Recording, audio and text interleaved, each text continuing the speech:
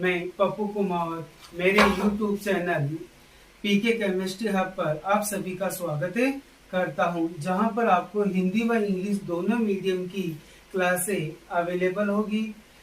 साथ में यहां से जितने भी जो एग्जाम में क्वेश्चंस आए हुए हैं उनको भी अपन साथ साथ क्लियर करते जाएंगे, और साथ में जो फर्स्ट चैप्टर से लेकर लास्ट चैप्टर तक अपन उनको स्टेप बाय स्टेप स्टडी करेंगे। आपके जो फर्स्ट चैप्टर है वो है ठोस अवस्था, सॉलिड स्टेट। तो एक्चुअल में आपको ठोस अवस्था या ठोस पदार्थ होते क्या है, तो आपने कभी भी देखा होगा कि जैसे पेन है, इसमें कभी भी कोई परिवर्तन नहीं होता कि जब तक अपन इसमें कोई बाहरी फोर्स न लगाए। तो देखो इसका जो द्रव्यमान है वो भी निश्चित रहता है, इसका आकार जैसा है, आकृति जैसी है वो वैसे ही निश्चित होती है, कभी भी चेंज नहीं होती। और ये इसकी परिभाषा रहती है या आइडेंटिफिकेशन होती है। तो इसमें आता है कि ठोस पदार्थ कहेंगे किसे, तो इसमें आता है कि वे पदार्थ जिसमें अवयवी कणों की नियमित व्यवस्था के कारण, अवयवी कणों की नियमित व्यवस्था के कारण आकार व आकृति निश्चित होते हैं, उन पदार्थों को हम क्या कहते हैं, ठोस पदार्थ कहते हैं। तो यहाँ पे बार बार एक शब्द आएगा अवयवी कण। तो देखो अपन पहले परिभाषा ले लेते हैं। परिभाषा क्या होगी, वे पदार्थ जिनमें अवयवी कणों की निश्चित एवं नियमित व्यवस्था के कारण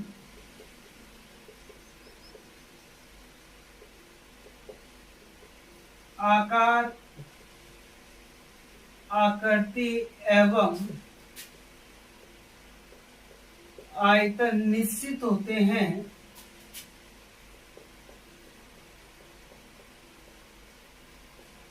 ठोस पदार्थ कहलाते हैं। ओके, तो इसमें फर्स्ट आता है कि यहाँ पे बार बार एक शब्द आ रहा है अवयवी कण। अवयवी कण का अर्थ होता है कि जो पदार्थ जिन मूलभूत कणों से मिलकर बना होता है उन कणों को हम क्या कहते हैं, अवयवी कण। जैसे NaCl की हम बात करते हैं, तो NaCl का जो अवयवी कण होगा वो कौन सा होगा, Na और Cl आयन, Na+ और Cl आयन। तो इसी के बेस पे अपन सबसे पहले अपन बात करते हैं यहाँ पे इनके गुणधर्म, ठोस पदार्थों के गुणधर्म। तो देखो ठोस पदार्थ में कैसे दिखाई देते हैं वो इसके गुणधर्म रहेंगे। और एक्चुअल में अपन जब बात करते हैं, थोड़ा सा 11th क्लास की प्रीवियस की बात करते हैं कि यहाँ पे अवयवी कणों के मध्य अंतराण्विक आकर्षण बल के आधार पर पदार्थों को हम 3 भागों में विभाजित करते हैं, ठोस पदार्थ, द्रव पदार्थ और गैस। गैस क्या होती है, अनविजिबल होती है, हमें दिखाई नहीं देती। जो वायु वगैरह है वो आ जाएगी गैस अवस्था में आ जाएगी। द्रव अवस्था, द्रव अवस्था का जो सबसे साधारण जो एग्जाम्पल है वो है जल, जिसमें बहने का गुण पाया जाता है। और फिर आता है ठोस। ठोस अपन इसमें इस चैप्टर में पूरे में हम ठोस पदार्थ की बात करते हैं। तो आता है इनके अंतराण्विक आकर्षण बल। तो ठोस पदार्थ में क्या होगा कि जो अवयवी कण है उनके कणों के मध्य प्रबलतम आकर्षण बल होने के कारण इनके जो कण है वो क्या रहते हैं, पास पास रहते हैं। जबकि द्रव अवस्था में कणों के मध्य आकर्षण बल ठोसों की अपेक्षा थोड़ा सा दुर्बल होता है, जिसके कारण वो थोड़े थोड़े से क्या हो जाते हैं, दूर हो जाते हैं।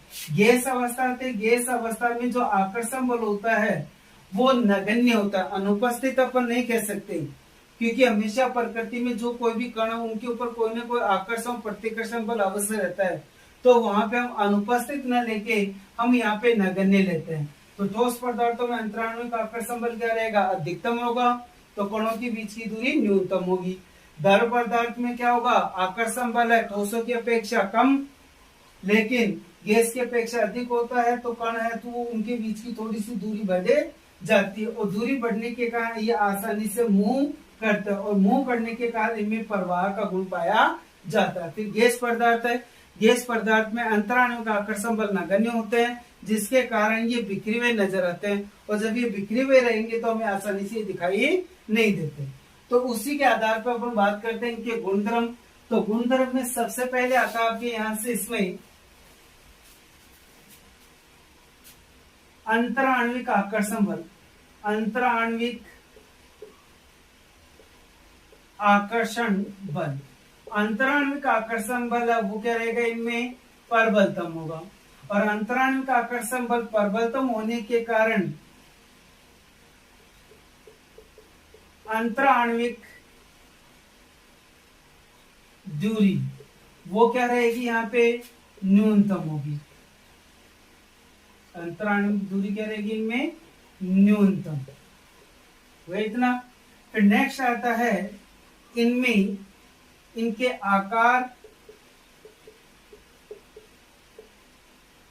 आकृति, आयतन और द्रव्यमान है वो क्या रहेंगे, इनमें निश्चित होंगे। आकार, आकृति व द्रव्यमान क्या रहेंगे, इनमें निश्चित। द्रव्यमान मास यानी कि उसका वेग कितना है वो रह जाएगा। आकार, आज सबसे पहले आता है कि इसमें आकार और आकृति एक्चुअल में होती क्या है। तो आकृति का अर्थ होता है कि हमें वो कैसा दिखाई देता है, उसका स्वरूप क्या है, उसकी संरचना क्या है, वो उसकी कहलाती है आकृति। जैसे हम बात करें ये क्या है, इसके लिए इसको हम क्या कहेंगे कि अपन देखते पहचान लेते हैं, यानी कि जो उसकी आइडेंटिफिकेशन होती है उसी को हम उस आकृति कहते हैं। तो जैसे ये आएगा तो आप इसको क्या कहोगे, त्रिभुज कहोगे, ठीक है। अब फिर आता है बाद में आकार। आकार क्या होता है, एक प्रकार से तुलनात्मक शब्द है कि छोटा बड़ा, मोटा पतला, ये क्या होगा, आकार होगा। तो ये भी तो त्रिभुज ही है, लेकिन ये रहेगा छोटा और ये रहेगा बड़ा, तो ये हो गया इसका आकार। आयतन, आयतन का अर्थ होता है कि कोई भी पदार्थ है वो त्रिविम में कितना स्थान घेरता है, त्रिविम में कितना स्थान घेरता है, वो उसके लिए क्या कहलाता है, आयतन कहलाता है।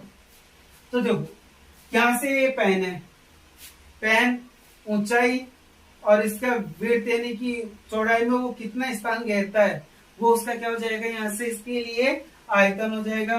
वैसे ये जो बोर्ड है, बोर्ड की लंबाई, चौड़ाई और ये जो मोटाई है, ये किस में इंक्लूड होगा, आयतन में इंक्लूड होगा। यानी कोई भी पदार्थ कितना स्थान घेरता है वो उसका क्या कहलाता है, आयतन कहलाता है। क्लियर है। अब उसके बाद में आता है इसमें ये क्या होंगे, परमानेंट कठोर होते हैं, और कठोर होने के साथ साथ ये असंपीडनीय,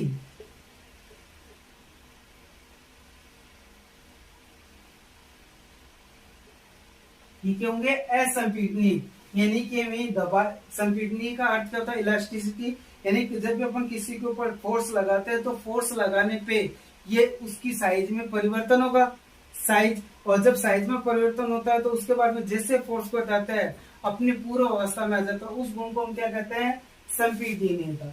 लेकिन यहाँ पे ये कैसे होंगे, असंपीडनीय, यानी कि अपन इस बोर्ड के ऊपर से कितना फोर्स लगा दे, इसके आकार आकृति में परिवर्तन नहीं होगा। वैसे पेन है, इसमें भी कोई परिवर्तन नहीं होगा। फिर आता है इसमें, इनमें प्रवाह का गुण,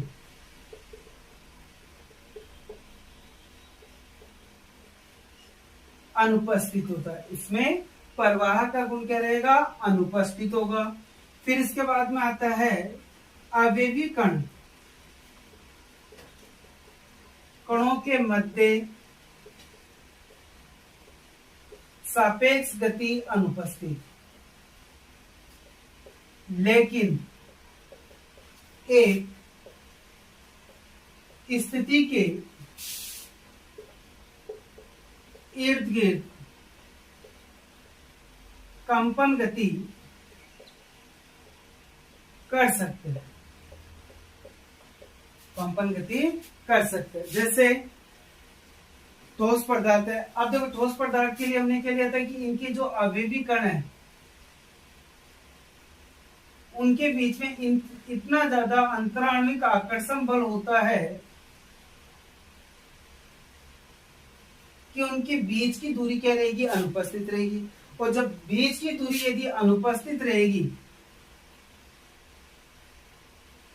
तो जैसे मैं इस कण को ले लेता हूँ, तो इस कण में न तो इस साइड में जगह है, न इस साइड में, न इस साइड में, न इस साइड में, तो ये इजीली गति नहीं करेगा। लेकिन एक दूसरे की, लेकिन ये इनके जो एक स्थिति रहेगी, उस स्थिति की इर्द गिर्द क्या कर सकते हैं, कंपन कर सकते हैं, जिसको हम क्या कहते हैं, कंपन गति कहते हैं। जैसे कोई भी लोहे की छड़ वगैरह होती है, यदि लोहे की छड़ वगैरह को यदि अपन खींच के, लोहे की छड़ को यदि अपन, जैसे मान लो स्केल है, स्केल को यदि खींच के, इसकी क्या होगी, मध्य स्थिति होगी, इसको खींचेंगे छोड़ेंगे तो इसके बीच में कौन सी गति होगी, कंपन गति होती है। सेम ऐसे अपन जब किसी पत्थर को किसी ठोस पदार्थ पे मारते हैं तो क्या होगा, थोड़ा सा उछलेगा, वो भी किसके कारण होता है, कंपन गति के कारण होता है। ये हो गया आपके ठोसों के। फिर एक और आता है, इसका जो घनत्व है वो क्या होता है, अधिकतम होता है। और घनत्व यानी कि D इज इक्वल टू क्या होगा, मास अपॉन वॉल्यूम।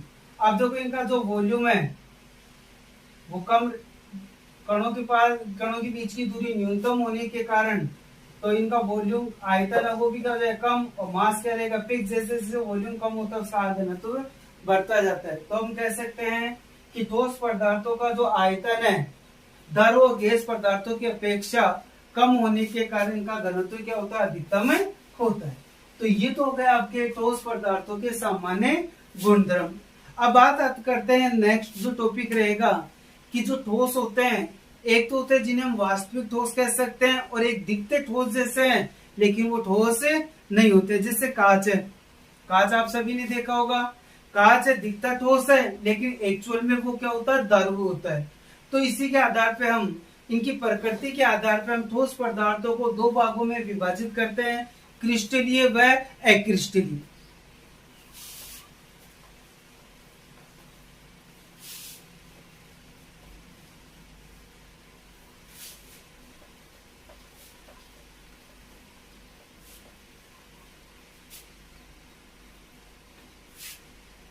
तो ठोसों के प्रकार, फर्स्ट आ जाता है क्रिस्टलीय ठोस, और दूसरा ले लेते हैं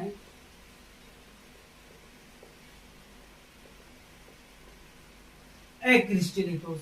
अपन डिटेल से क्रिस्टलीय ठोस के बारे में देखेंगे, उसका जस्ट विपरीत क्या हो जाएगा, अक्रिस्टलीय ठोस।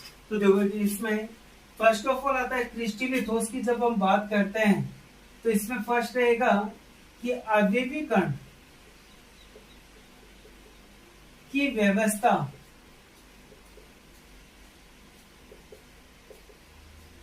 निश्चित एवं नियमित होती है। अवयवी कणों की व्यवस्था कैसी रहेगी, निश्चित व नियमित होती है, जिसके कारण हमें ये क्या होगी, इनका आकार व आकृति क्या रहेंगे, निश्चित रहेंगे। फिर दूसरा आता है ये लघु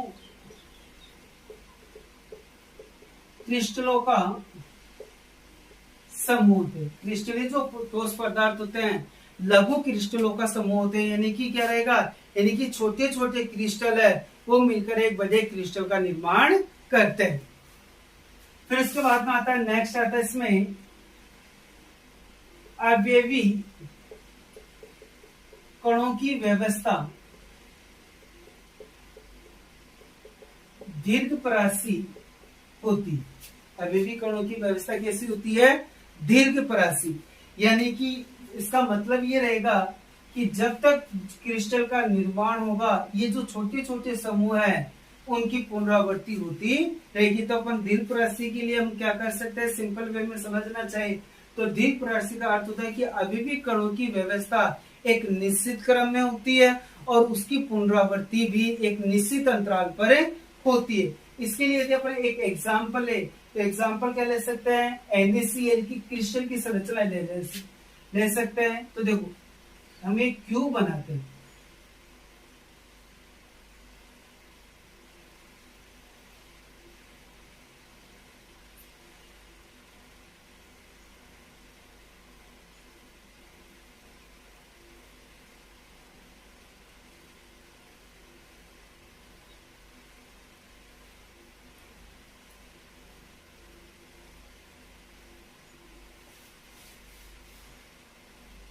सॉरी,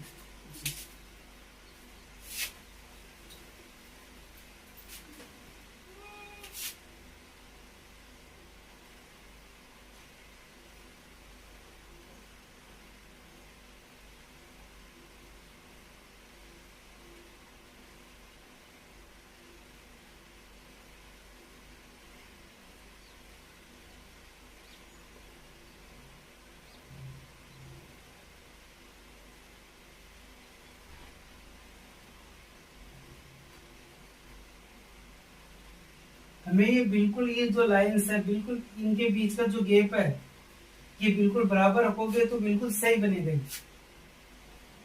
तो यहां से लेके ये ऊपर वाली लाइन को ऊपर वाले से मिला दो, बीच वाली को बीच वाली से, और लास्ट नीचे वाली को नीचे वाली से। सेम ऐसे इस दिशा में करना, आपको बीचों बीच लेना है, दाएं से आपको बाईं ओर चलना है। फिर इनको मिला दो और लास्ट में ये जो है इनको मिला दो। ये बन गया आपके एक घन बन गया। अब इसमें देखोगे तो घन में आप जब देखते हो तो देखो 1 2 3 4, 1 2 3 4 ऐसा लग रहा है। अब इसमें से हम क्या करते हैं, किसी एक घन को सिलेक्ट करते हैं। तो देखो घन को सिलेक्ट करने में इस घन को सिलेक्ट कर रहा हूं,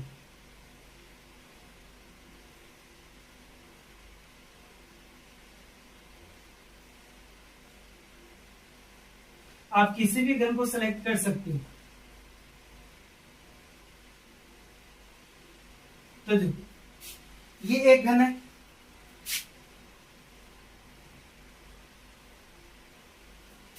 अब जब इस घन को लेके जब अपन बाकी के और घनों को देखते हैं तो देखो यहां से इसमें एक घन हो गया।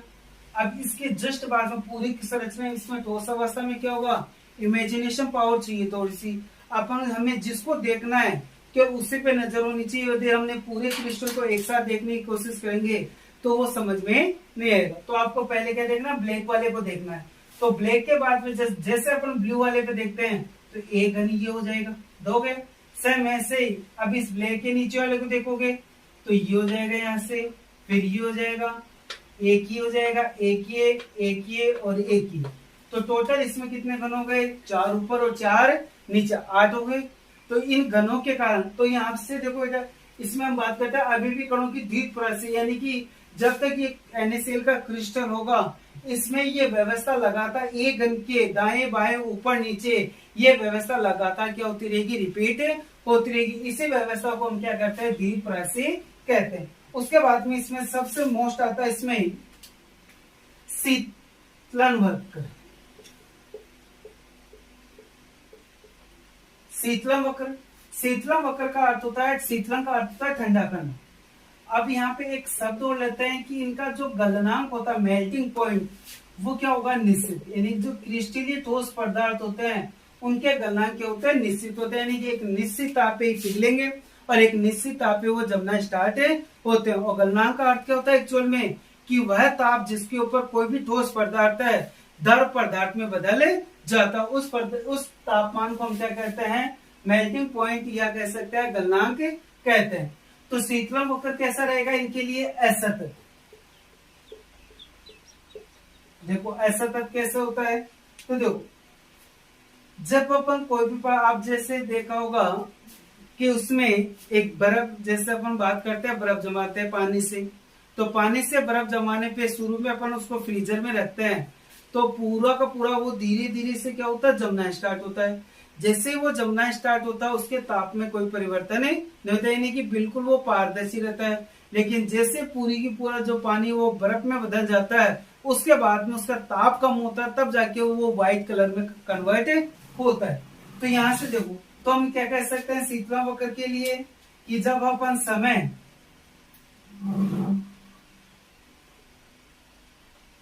और ताप के बीच में जब ग्राफ खींचते हैं तो क्या होगा, जब अपन पिघले हुए ठोस को ठंडा करते हैं तो उसके ताप में लगातार क्या होगी, कमी होगी। ताप में कह रहे हैं यानी जैसे अपने पहले कोई भी पदार्थ था उसको हमने जो ठोस पदार्थ है उसको पिघला लिया, पिघलाने के बाद में जब अब उसको ठंडा करते हैं तो ठंडा करने पे यानी कि जमने के लिए छोड़ते हैं तो पहले धीरे धीरे उसके ताप में क्या होगी, कमी होगी। कमी होने के बाद में जैसे ही वो जमना स्टार्ट होता है उसके ताप में कोई परिवर्तन नहीं होता। तो ये जो बिंदु रहेगा इसके लिए क्या रहेगा, मेल्टिंग पॉइंट। कौन सा बिंदु हो जाएगा, ये मेल्टिंग पॉइंट।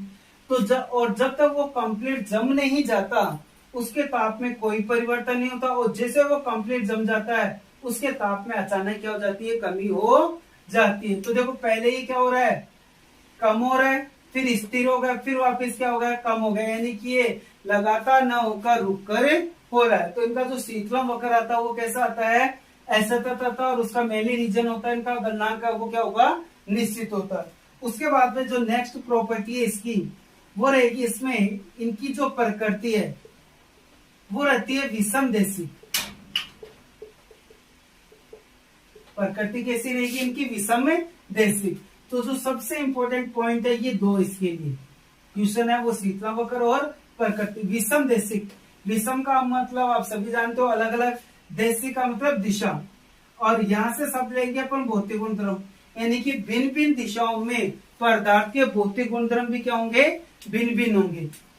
अब भौतिक गुणधर्म जैसे अपन बात कर लेते हैं, यहाँ से प्रतिरोध, चालकता, तन्यता, आघात, वर्धनीयता, ये गुण, अपवर्तनांक आदि। तो यहाँ से प्रकृति के लिए क्या कहना है कि इनकी प्रकृति क्या होती है, विषम देशिक, और उसका कारण क्या रहेगा, अवयवी कणों की निश्चित एवं नियमित व्यवस्था। तो हम कह सकते हैं कि क्रिस्टलीय ठोस पदार्थों में अवयवी कणों की निश्चित व नियमित व्यवस्था के कारण ये विषम देशिक प्रकृति दर्शाते हैं। और विषम देशिक प्रकृति का अर्थ क्या होता है, भिन्न भिन्न दिशाओं में इनके जो भौतिक गुणधर्म होते हैं उनके मान भी क्या होंगे, भिन्न भिन्न होते हैं। तो अब देखो इसको अपन समझ सकते हैं, इसके लिए हम प्रतिरोध का उदाहरण ले लेते हैं। प्रतिरोध क्या होता है, धारा में उत्पन्न अवरोध को हम क्या कहते हैं, प्रतिरोध कहते हैं। और प्रतिरोध की निर्भरता में हम जब बात करते हैं तो R समानुपाती L, R व्युत्क्रमानुपाती A, यानी कि तार की लंबाई जितनी ज्यादा होगी चालक का प्रतिरोध उतना ही ज्यादा होगा, और अनुप्रस्थ काट क्षेत्रफल या चौड़ाई जितनी ज्यादा होगी उसका प्रतिरोध उतना ही क्या होगा, कम होगा। और इसके विपरीत क्या होती है, R is equal to 1/cc, यानी चालकता, यानी प्रतिरोध का जो व्युत्क्रम है वो क्या कहलाती है, चालकता कहलाती है। तो ये हो गया इसके लिए अपन विषम देशिक प्रकृति को एग्जाम्पल हो गया। अब हम इसको एग्जाम्पल के थ्रू समझ सकते हैं, डायग्राम के थ्रू। तो हम इसमें लेते हैं plus plus plus plus plus plus plus plus plus plus plus, और ये हो गया इसके लिए प्लस। ये तो प्लस साइन हो गया। दूसरा ले लेते हैं हम इसमें minus sign, sorry minus minus minus, फिर minus minus minus minus minus minus minus, plus plus plus, ये हो गया। जब अपन इसकी डायरेक्शन ले लेते हैं, एक तो ये डायरेक्शन ले लेते हैं ए से बी, एक ये डायरेक्शन यूज कर लेते हैं हम सी और डी, और एक तिरछी डायरेक्शन ले लेते हैं, ये हो गया ई एंड एफ।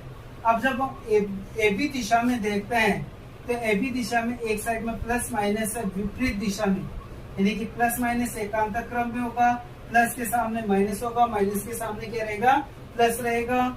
और ये लंबाई में, यानी कि जैसे जैसे हम लंबाई में जाते जाएंगे इनकी संख्या बढ़ती जा रही। एक जब हम खड़ी लाइन लेते हैं तो खड़ी लाइन पे है तो वही, एक साइड में प्लस और एक साइड में माइनस, प्लस माइनस एकांतर क्रम में है, लेकिन इनकी जो दूरी है यानी कि जो नंबर है वो ऊर्ध्वाधर यानी कि जो आधी लाइन है उसकी अपेक्षा क्या है, कम है। इसके बाद जब हम इस तिरछी लाइन को लेते हैं तो तिरछी लाइन में एक साइड में प्लस और एक साइड में क्या है, माइनस है। तो देखो अपन भिन्न भिन्न दिशाओं में इन अवयवी कणों की व्यवस्था है वो भी क्या है, भिन्न भिन्न है, और इनकी भिन्न भिन्न होने के कारण इनके जो भौतिक गुणधर्म है वो भिन्न भिन्न दिशाओं में क्या होंगे, भिन्न भिन्न होंगे। अब इसके मोस्ट आता है इसमें फिर एग्जाम्पल में हम ले सकते हैं हीरा यानी कि डायमंड, ग्रेफाइट, इसके बाद में है जितने भी लवण है NaCl, KCl, बर्फ, आइस हो जाएगा इसमें। इसके बाद में इसमें हम यूज कर इसके जो एग्जाम्पल्स होंगे जितनी भी धातु है वो सभी धातु इसमें क्या होगी, सम्मिलित होती है। ये हो गए इसके एग्जाम्पल्स हो गए। अब बात करते हैं इसमें, फिर आता है इसमें एक्रिस्टलिटोस।